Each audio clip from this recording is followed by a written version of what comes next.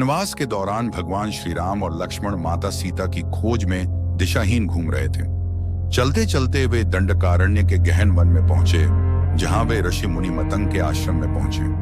वहां पे एक तपस्विनी रहती थी, माता शबरी, जो मतंग ऋषि की शिष्या थी। माता शबरी को अपने गुरु ऋषि मुनि मयांग से यह आशीर्वाद प्राप्त था कि जब भगवान विष्णु के अवतार श्री राम इस वन में आएंगे, तभी उनके जीवन का उद्देश्य पूर्ण होगा। इसलिए वह वर्षों से उनकी प्रतीक्षा कर रही थी। जैसे ही श्री राम और लक्ष्मण उनके आश्रम में पहुंचे, माता शबरी की आंखों में खुशी के आंसू छलक पड़े। वह तुरंत उठकर उनके चरणों में गिर गईं और श्रद्धा से प्रणाम किया। श्री राम ने स्नेहपूर्वक उन्हें उठाया और कहा, माते, आपने हमें पहचान लिया। माता शबरी ने श्रद्धा से उत्तर दिया, प्रभु, मैं तो जन्मों से आपकी राह देख रही थी। आज मेरा जीवन धन्य हो गया। फिर उन्होंने अपने आश्रम में उगाए हुए मीठे बेर श्री राम को अर्पित किए।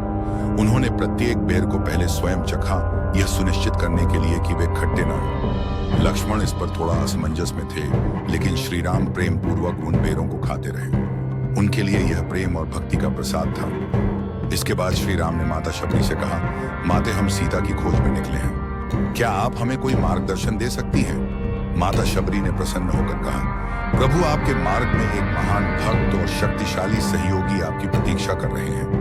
ऋष्यमुख पर्वत पर महाबली वानर राज सुग्रीव निवास करते हैं। वे आपके सहायक बन सकते हैं। उनके मंत्री हनुमान जी अत्यंत बुद्धिमान और बलशाली हैं। यदि आप सुग्रीव से मित्रता करें तो वह आपको माता सीता की खोज में सहायता कर सकते हैं। श्री राम और लक्ष्मण ने माता शबरी की बातों को ध्यानपूर्वक सुना। श्री राम ने प्रसन्न होकर कहा, माते, आपने हमारा मार्गदर्शन कर हमें महान उपकार दिया है। अब हम सुग्रीव से मिलने चलेंगे। माता शबरी भाव विभोर हो गई।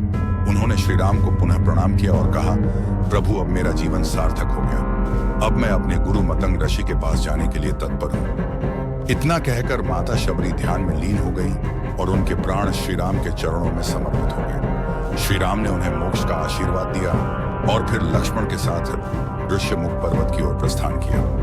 अगर वीडियो अच्छी लगी हो तो लाइक और सब्सक्राइब करें और अपने दोस्तों में शेयर करें।